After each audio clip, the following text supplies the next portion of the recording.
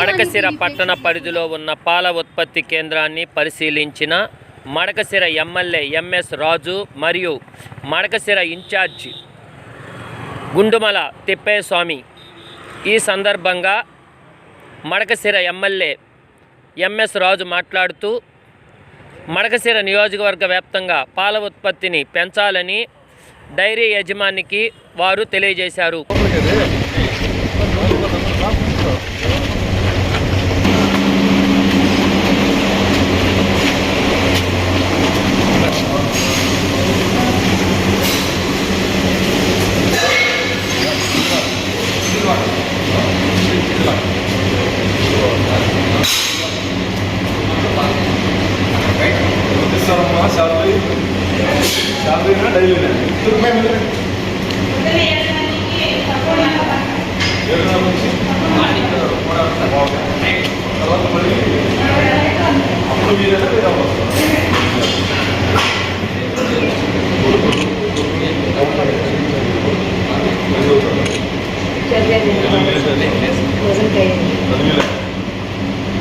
తమ్ముడు ఈసారి ఎప్పుడు ఉంటాడో చెప్తే అప్పుడే వస్తాం, అందరి దగ్గర వస్తాం.